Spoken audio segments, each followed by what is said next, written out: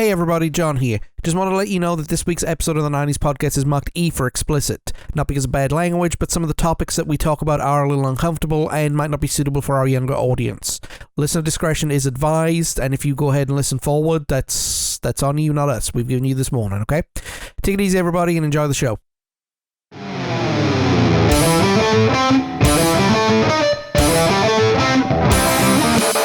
What's up everybody? This week I'm joined by Sarah Connolly as we discuss some of the most important events that happened in the feminist movement in the 90s. That and a whole lot more is to come on this week's episode of the 90's podcast. Welcome to the show.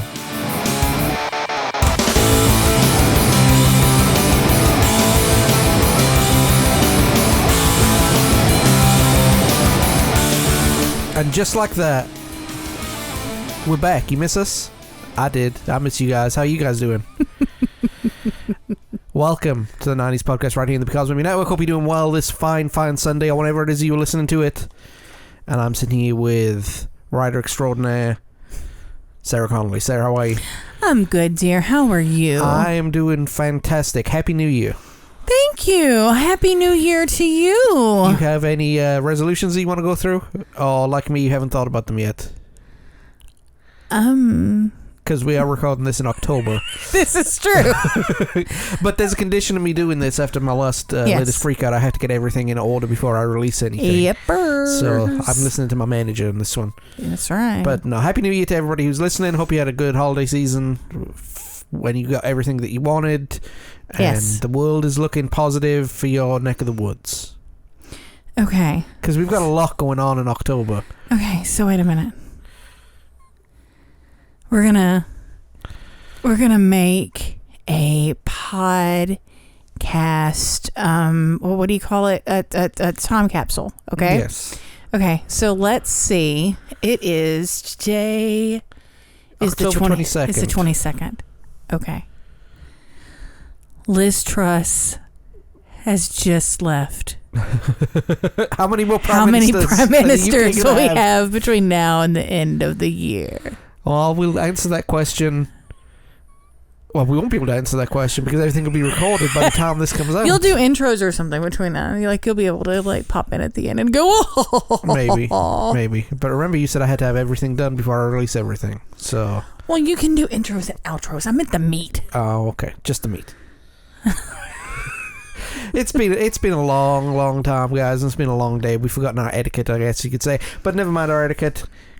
We're here to talk about the 90s. Before we talk about the 90s, go check out becausemaybepodcast.com. That's where you'll find all of our archive of everything that we do, from the 90s Gamer to the 90s podcast to Dead Streaming. Hope you've been enjoying our Mirror series. Yes. It's been a pain to play, but I haven't done it yet, but I will be doing it. That's gonna be my stream starting soon, I guess. Cool. Hope you enjoyed it. If you haven't enjoyed it, check out our Twitch channel. That's where you find all of our dead streaming stuff. Check out becausemaybepodcast.com for our archives I just mentioned. Go check out Facebook, Instagram, Twitter. That's where you find all the latest news and what's going on. And of course, if you like podcasts and you're listening to this on a podcast station that you don't usually listen to, let's see if I can do this without looking. Go check us out on Apple Podcasts, Google Podcasts, Podchaser, Pandora, YouTube, Spotify, iHeartRadio, Stitcher Radio, TuneIn, Podbean, and Amazon Music. That's where you'll find us. You remembered Amazon. Yes, we just got approved this October. Right. So this is the first you're hearing about it. And if you found us on Amazon Music before this came out, welcome. We appreciate having you in. Absolutely. We do have a small audience, believe it or not. Well. I was shocked when I figured the amount of audience that we have. So I'm grateful for every single one of you who takes the time listening. So you guys are awesome. I wanted to hurry up and come back because, I wanted to not let you guys down.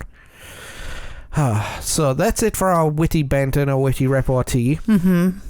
Sarah? Yes. We haven't done one of these in a long time. Last couple of seasons we've done sort of reviews of movies and entertainment and stuff like that. But we're going to start this season talking about things that actually happened in the 90s and not just movies, games, and videos. So we're not going for low-hanging fruit this time. No, even though low-hanging fruit is fun to do. Yes, it is. But I also wanted to do this kind of stuff anyway. I always have liked doing this kind of stuff.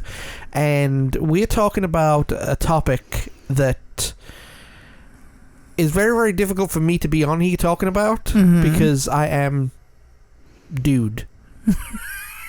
I am a guy. I am not equipped to talk about this properly, which is why I have you with me.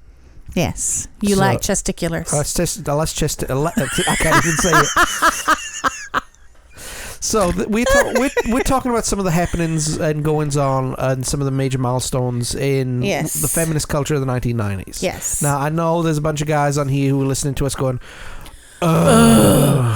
do we really have to talk? Yeah, we really have to talk about it because it happened. Stuff happened in the 90s that was really, really important for the advancement of equal rights and equality and equity. Yes. That people are still fighting for to this day. And they happened through... Boy, are we. They happened through the modicums of music and movies and social issues that went on. So that's what we're here to talk about today. We're here to talk about some of those things. We're not talking about everything. I want to get this clear right now. We're not talking about everything. And if you've already noticed, this episode is marked as explicit. Not because we don't want the little ones listening. They can listen all they want to. But some of these things we can't describe without using the odd wordy dirt or two. So I hope you understand that. It's not that we want to have a potty mouth. I mean, look... I always have a potty mouth. Straight up talking. I don't know if it's going to be this week or next week we talk about it. You can't talk about the vagina monologues without throwing the odd word in there. This is true. You know, you can't do it. Right. So, the first thing that we're going to talk about is something that is close to your heart. Yes. And it's a musical scene that came out... Would you say it came out around about the same time as grunge? They sort of evolved kind of at the same time. I mean, they had their It was their own movement. Right, it was their own movement. But they were sort of parallel. But Riot Girl took place started a little before. But we're talking like I mean, when I say a little before, I mean, you know. Well, it also correct me if I'm wrong. It also came out of the Seattle music scene, because Seattle in the early '90s, the music scene was on fire. Right. Better than anything that the California music scene was putting on. Oh, God, yes. And whatever REM was doing. Right. Because up until the late 80s, the REM was the traveling musical act that everybody on the underground scene enjoyed. Right. You know? But, so, you know, it was a combination of punk, feminism, sociopolitical, came out of Olympia, Washington. It was born, you know, the actual music itself was kind of indie, lo-fi, alternative, punk. Yeah. You know, just that whole, I won't say smorgasbord, but that whole melting pot of, you know, of what you would qualify as, you know, a scene. Right. There's not just one thing going on there. Basically, let me pull up my glasses here for a minute because I have something written down. It was serving as an inspiration for which women could express themselves in the same way that men have been doing all along, said Liz Naylor. Yes. You know, the movement was considered the catalyst of third wave feminism. The songs that were in the movement by the different, you know, bands usually covered a myriad of uncomfortable to the mainstream, you know, topics. And when I say mainstream, I mean like you're coming out of 80s. You're coming out of Reagan. Right. So when you're coming out of, you know, Reaganism and Thatcherism, and you're talking about, you know, the songs that you're listening to are including topics such as domestic and sexual assault, classism, racism, patriarchy, empowerment, anarchy.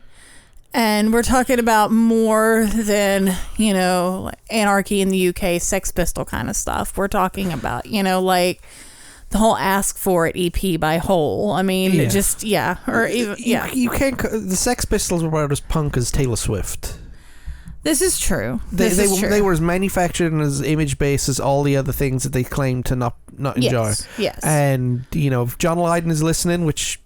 I don't care if he is or he isn't. He can Lydon sold out a long time ago. Lydon sold out. You want to talk to Glenn Matlock about that. Right, you know? Right. But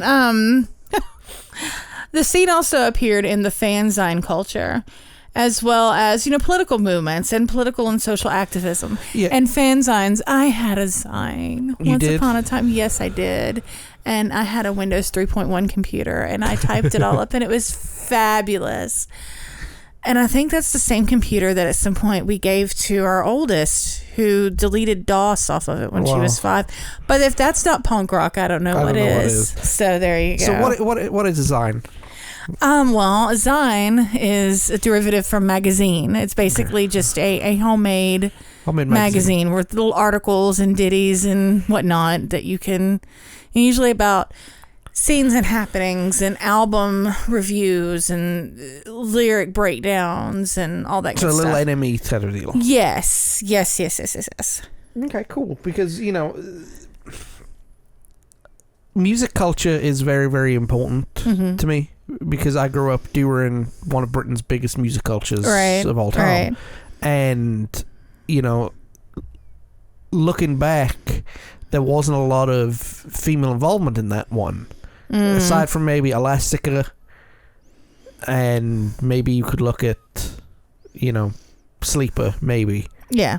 So it kind of knowing what people do during musical movements. Right.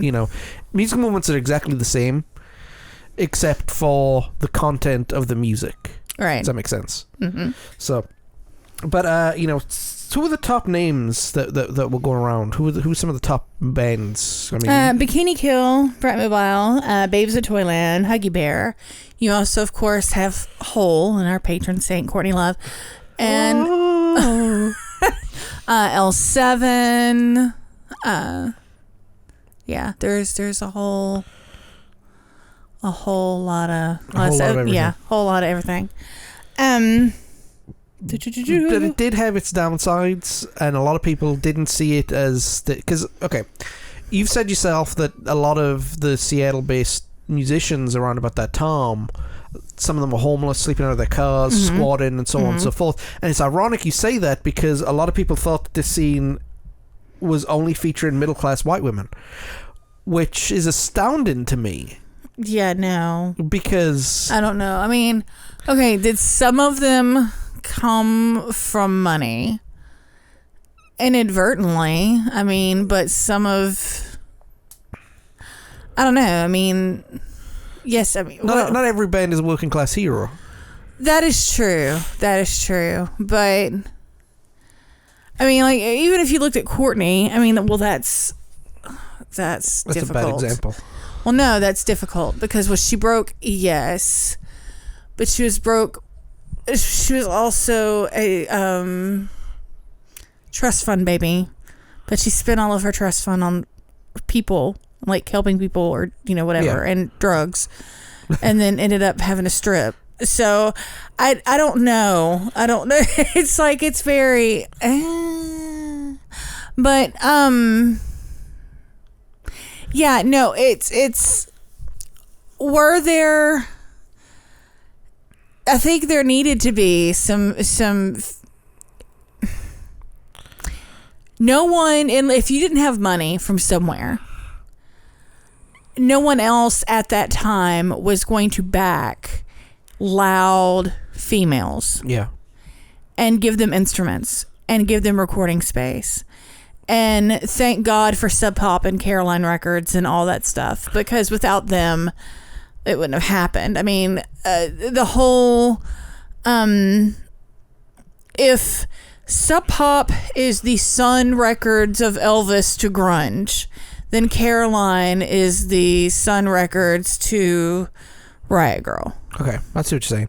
Because you're kind of right. And what I mean by that is, you got to have money for the equipment, obviously. Mm-hmm. But it's more along the lines of these, and I hate to use this example, I hate to get too political. It's like the people who grow up, who were raised conservative Christians, become raging liberal atheists. It's they rejected their reality and found their own reality, if that makes sense.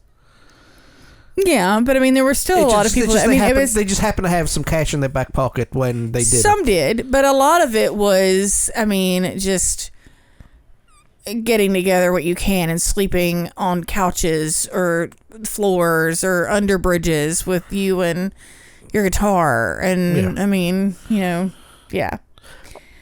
But the movement splintered and faded out as the major performers had split by the mid-90s. And the message of feminism was seen to have been taken from the scene and given to pop girl groups. Because, we weren't talking about, Susan Faludi and whatnot. And Hole and L7 and all that, but we were talking about, Zig Zig Oz and girl power. Yeah. And not that there's a problem with girl power. There's not. But girl power was kind of shipped, freeze-dried, slapped on a lunchbox, and sold for a profit. Oh, yeah.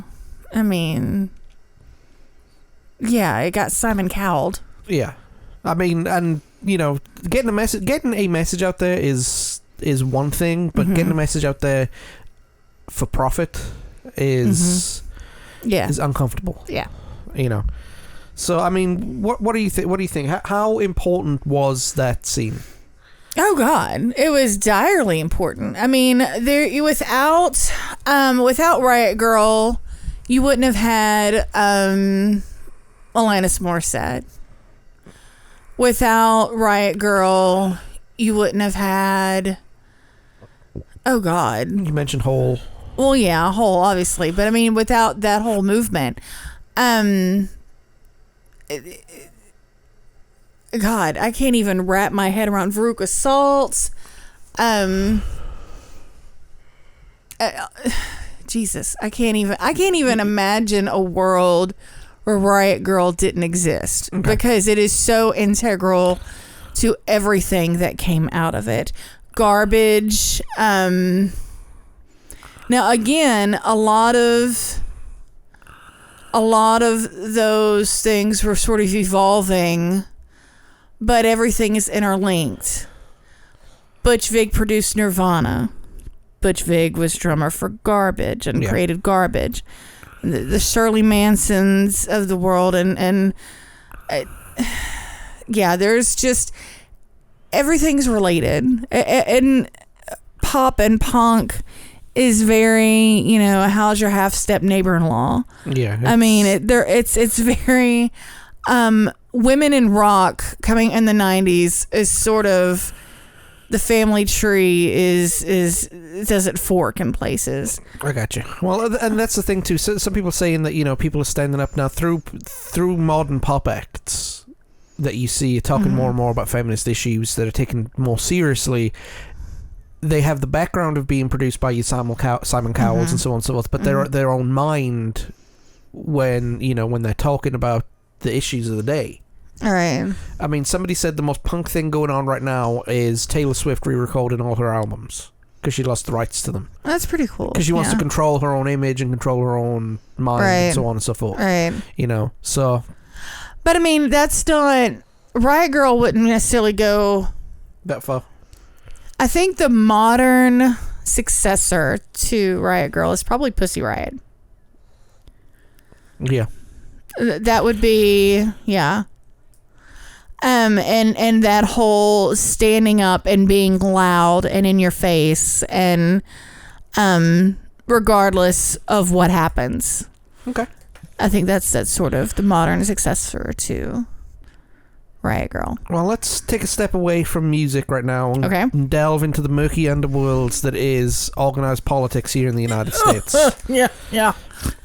So we're going to talk about the Clarence Thomas confirmation hearing, but a specific part of that, and I'm seeing the look over here, which is, oh my word, yes. Do you know, as a preteen girl, watching the confirmation hearings for Thomas and everything, or we're talking about Anita Hill, right? Okay. So for those who don't know, for a non-American audience, for our younger audience too, Anita Hill was an Arkansan lawyer. Yes. She came to prominence in 91 because she had, it was sexual assault allegations against Justice Thomas. Well, he wasn't Justice Thomas yet. No, he wasn't Justice Thomas yet. Now, right. I'm gonna preface this with saying that I have to use the A word. I have to use the A word because, unfortunately, nothing has been legally proven. So this is all allegedly happening, but, I'm not a betting man. Let's put it that way. Mm-hmm. So, for entertainment purposes only. For entertainment purposes only, yes. Once you get the bundle of 16,000 games, you must delete them immediately and can't play them, right? Mm-hmm. That's where I'm going with this. Thomas worked in the Department of Education, and Anita Hill was one of his underlings. Mm-hmm. And he repeatedly, even though he was married, I think at the time. I don't know if he and Jenny were together yet or not. But he was even if they were, they're crazy. I can't. Yeah, he asked her out repeatedly. I'm not shocked. And they would speak about gore and horrific sex videos. Like, now, you know, this is all taken directly from Hill's testimony. Yes, that she gave under oath on Capitol Hill. Yes. So this is not me pulling stuff out of my rear end. Right. We're not reading from the Globe or the National Enquirer. No. And that's just a quick sidebar. That's one of the things I was excited about this season for my level of research that I've done. Mm-hmm. This is not. There's no spin on any of this. This is not.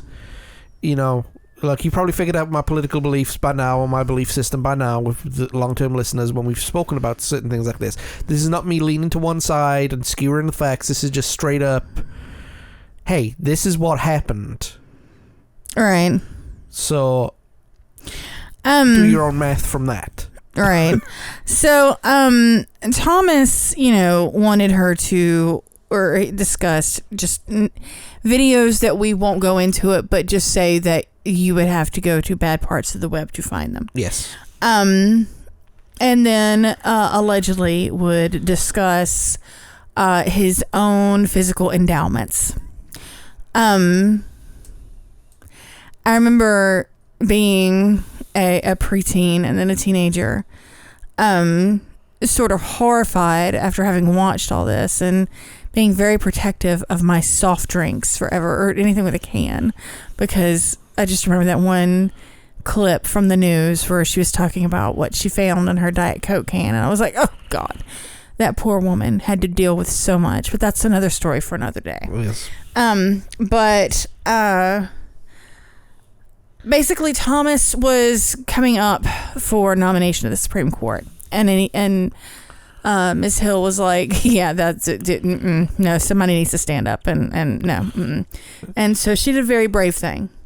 But Thomas saw this as a betrayal, and his buddy Orrin Hatch was convinced that Hill was only making allegations as she was working with, quote, slick lawyers to bring Thomas down. Hill, though, had witnesses that were credible. Their testimony was never heard. However, due to a deal between Republicans and the Senate chair at the time, Joe Biden. Yes. Now, here's the thing. One, if DNA evidence was available then as it was now, yeah. Hill also agreed to a polygraph test, which supported her statements. And this isn't a comfortable phrase to say, so I apologize in advance, but Thomas referred to this as high-tech lynching for uppity blacks by white liberals who didn't want to see a black conservative justice. Mm-hmm. Yeah. Thomas's supporters saw this as a character assassination against Thomas, as well as Miss Hill being spurned. So it's a spurned lover just coming out, and yeah. He was confirmed by a 52-48 vote, which, if you lived past this last summer, would, it's he's the gift that keeps on giving. See, that's that's the thing. First of all, you've got her testimony should have been heard, because you got to look back in now times at the Kavanaugh hearing. Yeah. David Brock in 93 released The Real Anita Hill, which was a character assassination. Yeah. Brock would then later apologize to her. After more women came forward, Wall Street Journal reporters Jane Mayer and Jill Abramson wrote Strange Justice, The Selling of Clarence Thomas.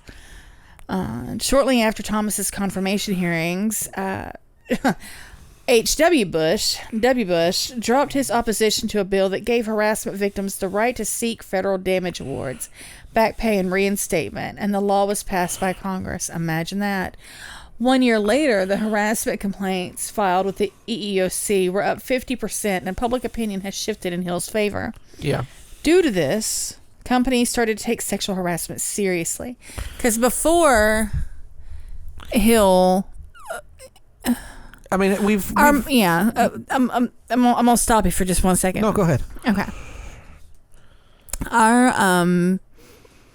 our mothers and grandmothers and great-grandmothers in the workplace had taken just the brunt of just nastiness and whatever. Look at, just watch Mad Men, for God's sake. That's what I was about to say. Yeah. I mean,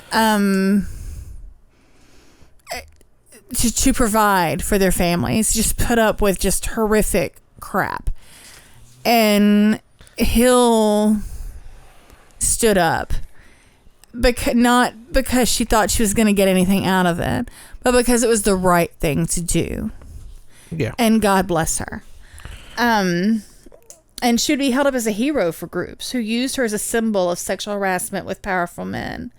And then eventually she would also vote for Joe, offering her support to work with him on gender issues, but maintain that sexual harassment allegations against high-profile politicians should be made public. And she's also, if I'm not mistaken, an Ivy League professor now, which is good.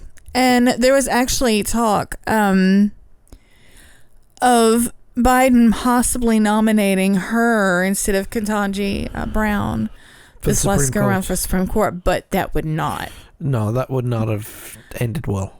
Not as long as Thomas is still there. No. But and that's a subject that I will hijack this mic for, and it won't end well. So we're going to leave the 90s in the 90s for the moment. I'm going to leave the 90s in the 90s. Well, yes. That's what I was about to say. I mean, what is you? I mean, you said it yourself. Women had to go through a whole lot of nastiness in the workplace. Just watch. I was about to say, just watch Mad Men too.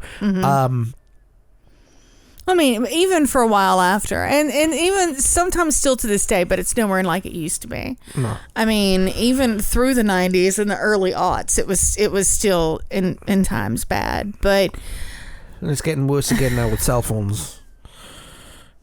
But but people are standing up for themselves, and which is really, really good. Well, we're going to stay in the murky waters of course we are, of Democrat v Republican v Libertarian. Right. And we're going to talk about the VAWA. The Violence Against Women Act. The Violence Against Women Act of 1994, the VAWA, was a United States federal law signed by Bill Clinton on September 13th, 1994. One of the few things good he's done for women. The act provided $1.6 billion towards investigation and prosecution of violent crimes against women. It imposed automatic and mandatory restitution on those convicted and allowed civil redress when prosecutors chose not to prosecute cases. The act established the Office on Violence Against Women within the Department of Justice. Yeah, this was born out of an idea that violence in the home is a public health and a human right concern, which it is. Right. It came from a large-scale grassroots movement. And it has been renewed several times in its lifetime. That's good. Yes. However, access to the LGBTQIA+ has been contentious in this issue in recent years. As of recording, that the act has not been renewed. Right. Believe it or not. Yeah, it lapsed. But Democratic senators and representatives are working to bring it back to the table. And hopefully it will be more inclusive to our, as we lovingly refer, because we have many family members involved, as we lovingly refer to our Alphabet Mafia family. Yes. So hopefully there will be more inclusion the next time that the act goes forward. Yeah, but that was an important act that needed to be done. Yes. I joked about, well, Bill Clinton doing something nice for women, ha ha ha ha ha. But I mean, I couldn't see HW signing something like that. Oh God, no. No. So let's make a shift back to entertainment. We've had some depressing issues. Let's talk about something fun for a moment. Okay, we're going to talk about Brad Pitt's first movie. Yes. Did you know there's Brad Pitt's first movie? I haven't read the notes. Yes, it's Brad Pitt's first movie. So, Thelma and Louise, a 1991 movie written by Callie Corey and directed by Ridley Scott. Now that I didn't know. I didn't know it was spin-off of Alien. Right. Corey directed the Yaya Sisterhood and became a teacher of theater arts as well as a feminist speaker. Excuse me. And Ridley Scott we don't care about because we're not talking about him. Right. Yeah. The movie centers around best friends Thelma, played by Gina Davis, and Louise, Susan Sarandon, who I have mixed feelings about, but that's neither here nor there. That's another one that we're going to leave in the 90s. We're going to leave in the 90s. 70s through 90s, Susan Sarandon, dig. Later, anyway. So Thelma and Louise are planning a fishing trip that goes awry after Thelma is almost sexually assaulted. They killed the would-be assaulter, and they try to flee to Mexico. On the way, they are robbed of Louise's life savings, decide to rob a bank. They blow up a tanker, and eventually commit suicide together in an act of solidarity by holding hands and driving off the cliff. It was... and we'll go into a more full-length review of Thelma and Louise at some point in the future. Yeah, definitely. we'll have to do.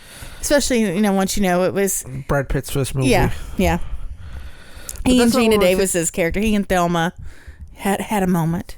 It's a brief moment, but it was a moment. Yes. But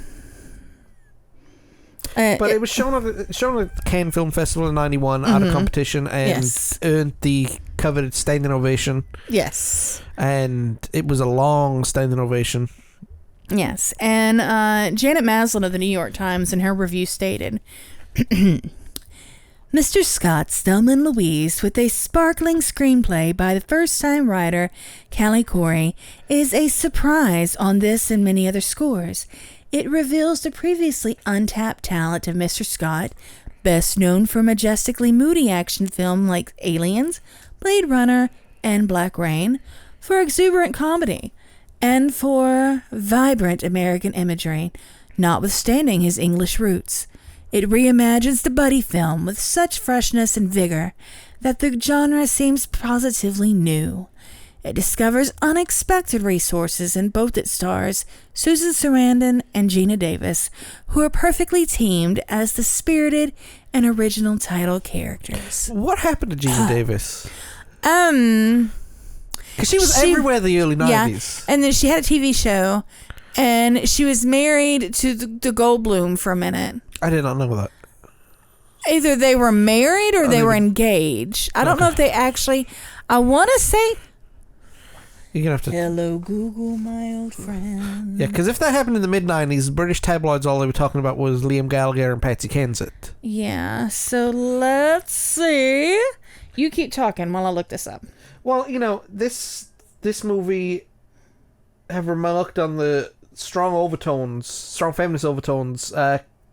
Critic B.B. Rich praises the film as an uncompromising validation of women's experiences, while Kenneth Turan called it a neo-feminist road movie. Now, I've noticed something with my notes, that aside from Janet Maslin, all the reviews are coming from dudes. Imagine that. Yeah. But let's have a caveat. Just because they're dudes in this instance, they're not wrong. Right. Okay, she was married to Goldblum actually before Thelma and Louise. Okay. They divorced in 91. And then she married someone else. But anyway, she did go on. There was, of course, A League of Their Own. Yes. She did a lot of movies like Long Kiss Goodnight. And she did the Stuart Little franchise. I forgot about that. And you wouldn't know it, but from me hanging out with our teenagers, she did have a recurring role in Grey's Anatomy. Oh, okay. Okay, and then she actually in 2004 launched the Gina Davis Institute on Gender and Media. So, I did not know that. which they do things and do awards. Yes, so it's all very. I would need the time to do more research, but she's doing more awesome things. So cool. Good for Gina. Cool. Well, let's look at some more about Thelma and Louise real quick. In her essay, The Daughters of Thelma and Louise, Jessica Evenfold argued that the film constitutes an attack on conventional patterns, chauvinistic male behavior towards females. In addition, it exposes the traditional stereotyping of male-female relationships, which represents the gender roles in a road movie. Which is true. You didn't see too many road movies that were all female. In fact, you didn't see any at all. Right. You know, and again, I didn't realize it was a Ridley Scott movie. Yeah. Well, they both were nominated for an Oscar for best actress. Okay. And they lost out to Jodie Foster. Because Silence of the Lambs. Yeah. There's nothing you could do about that. That was, you know, you coming up against two de force. Yeah. But what do you think of the movie? I think it's really good. I think it's really important. So, what are we doing? Oh, you're so sweet. He brought me where I'm sitting. He brought me my tea because he knows that my voice is gone after doing my official voice. No, but Thelma and Louise is a really important movie, and it's a fun movie. I mean, I say fun. It's fast paced. It's fast paced, and it has its laughs. It has its sads. It has its laughs. It has its oofs. But it's I don't know. Movies like this came out when I was in a very impressionable age, and I consider myself blessed to have had things like that to sort of be impressionable on me. Because I was born in 81. I didn't see it when it first came out. I was probably about 12 or 13 when I finally saw it. But it was important for you at 12 or 13. Yes. And so having grown up and seeing things like Thelma and Louise and listening to Riot Girl and things like that, and yeah, so. But next, and actually, I sort of mentioned Susan Faludi earlier, in the Riot Girl segment. But Susan Faludi wrote a book, that is called "Backlash: The Undeclared War Against American Women," and it came out in 1991. Excuse me. And the author presents evidence demonstrating the existence of media-driven backlash against the feminist advances of the 1970s. I bought this book, God, I was 14, on the recommendation of a Courtney Love article where she's talking about that shit. And that's a thick book, and it was a lot for me to try to wrap my little 14-year-old brain around, because it delves into the whole Reaganism, destruction of feminism, and it's a lot. It's a lot for 14-year-old mind.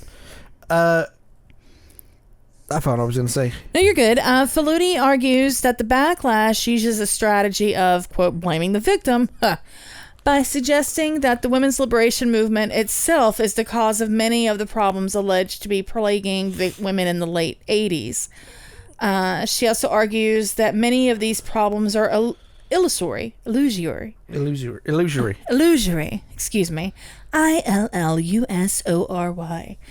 constructed by the media without reliable evidence. Faludi also identifies backlash as a historical trend recurring when women have made substantial gains in their efforts to obtain equal rights. And if you close your eyes, blink, and you find us back there again, whoopsies. Does it not sound a little familiar? See, that's why they call the movement of feminism waves. Yes. Because what happens with waves? They come in and they go out. All right, so we're going to look at one more thing in politics for this episode, and this one's a little happier than a lot of the other political stuff that we've spoken about. We're talking about the Year of the Woman.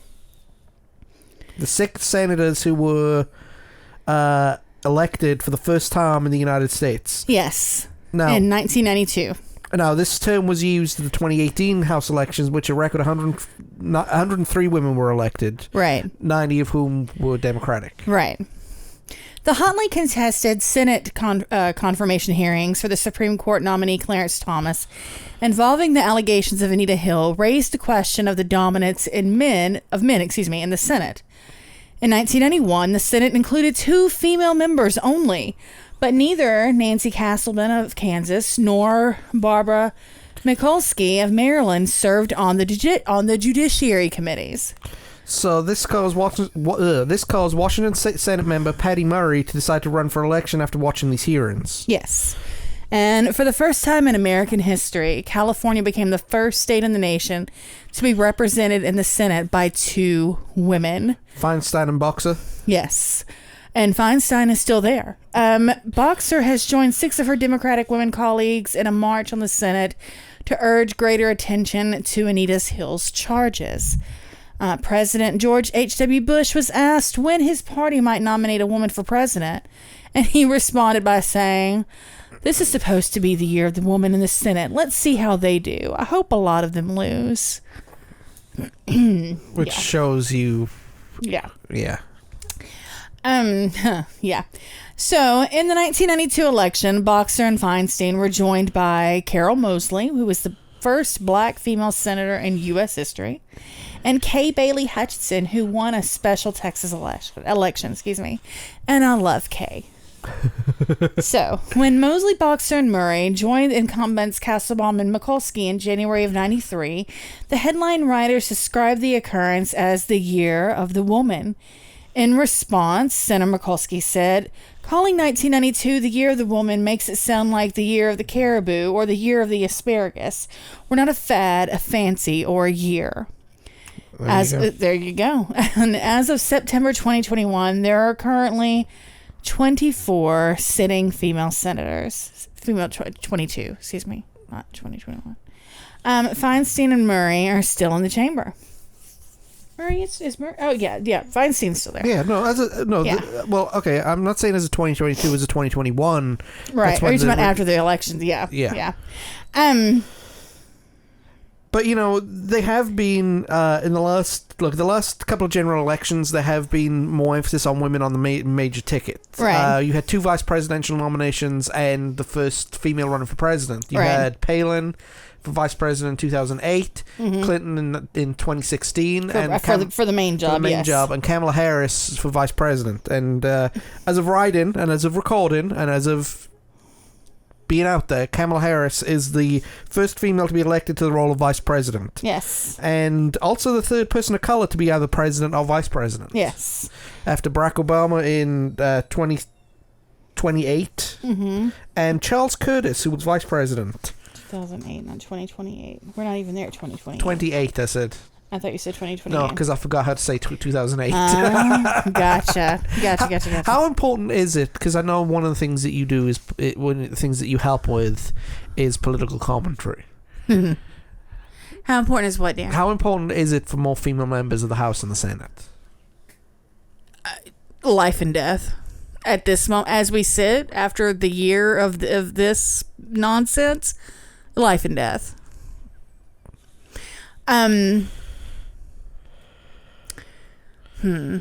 Okay. How do I put this without going off on multiple tangents? Well, remember, this is a political episode, so you can go off on as many tangents some as you tangentry is allowed, yes, but I could literally just go for hours. So all I'm going to say is right now, there are places that provide health care that are being shut down.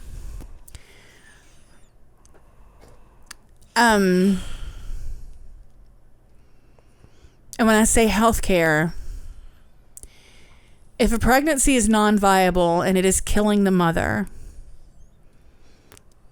waiting is not healthcare.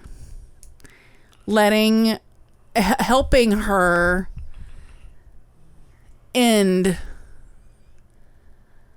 the traumatic experience is healthcare.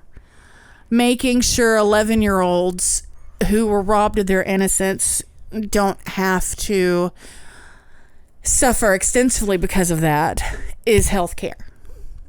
So right now we need more women, or we need more people who side with women, at the very least, in positions of power. We need more women who are empathetic to other women. There are some in power who are only empathetic to their biggest donors. And that is what that is. But, yeah. There's my soapbox, and I'm going to step off of it now. Well, that is it for the moment. We've got a lot more about 90s feminism to talk about. What a place to stop. Well, you have to stop somewhere. Yes. But that is it for this week's discussion. Sarah, thank you very much for coming on. I appreciate it. Thank you for having me. And if I haven't completely alienated you, please feel free to come back and see us next week. Yes. No, I think these discussions need to be had, and I know we're just a humble little podcast that talks about 90s well, if movies anybody, with dick and fart jokes, if somebody's gonna come on and listen to an episode on 90s feminism and think that certain things aren't going to be discussed, then that is a chunk of naivete that I can't wrap my head around. See, we're of the opinion of here at the Because Maybe Network of one thing: if you're gonna put your ass into it, put throw your whole ass into it. So yeah, we'll be back next week talking about some more feminism. I'll be back here in a couple of minutes talking about some stuff, and Sarah will be back with us next week as well. So yes, so when he comes back in a couple of minutes, maybe he can tell you how many prime ministers were held between point A and point B, and if we've graduated from lettuce to turnips. Maybe, I'm not quite sure. No, turnips are only used for football managers. Oh, okay. That actually is that's a thing. That's actually happened. Oh wow! The Scum newspaper, and I will call it the Scum newspaper. I don't care if I get sued. Right. Superimposed the turnip head on Graham Taylor after England got knocked out of the World Cup. Oh wow! Yeah. Well, they didn't get knocked out of the World Cup. They didn't qualify for the World Cup. Well, what other perishable things could we use? Well, we had lettuce, so I guess the next logical step would be cabbage. Cabbage or kale. Kale. We'll go with kale. Spinach. Okay. Yeah. Spinach. Okay, and on that note, we're going to leave you with a little bit of music. As you can hear in the background behind me right now, it's already started. So we'll be back here in a minute, okay? Bye.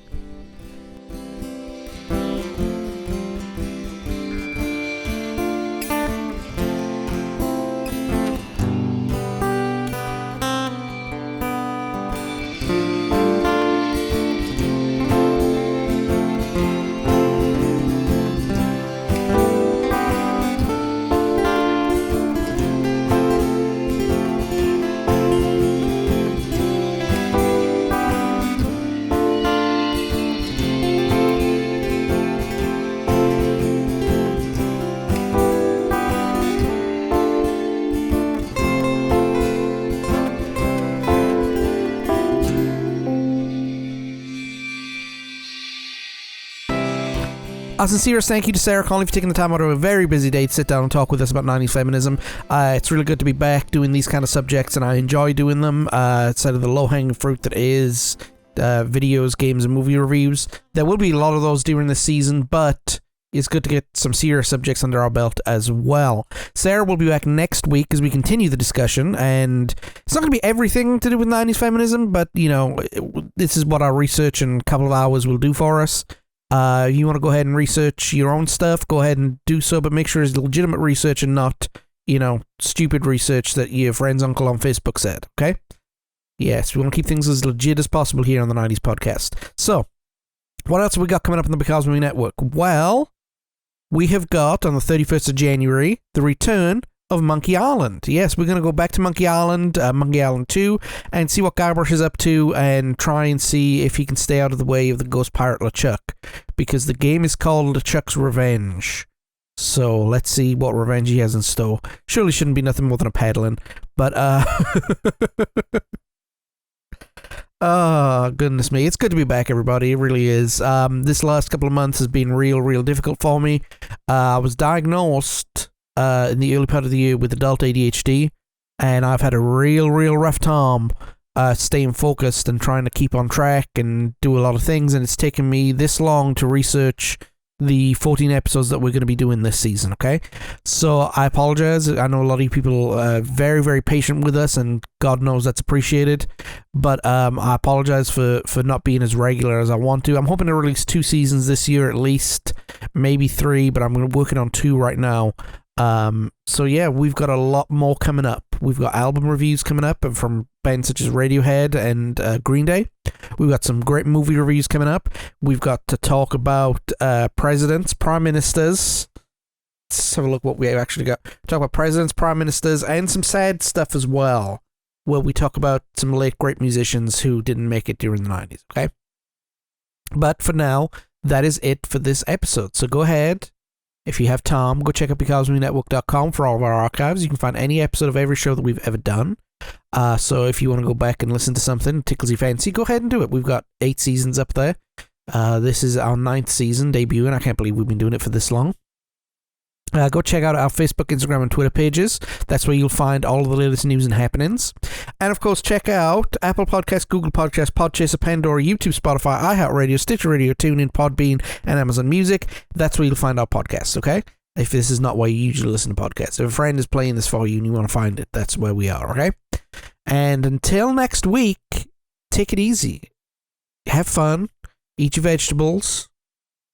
I don't know where I'm going with this. But seriously, have a good time this next week. We'll catch up with you next Sunday with more 90s feminism. But until then, take it easy, everybody. Goodbye.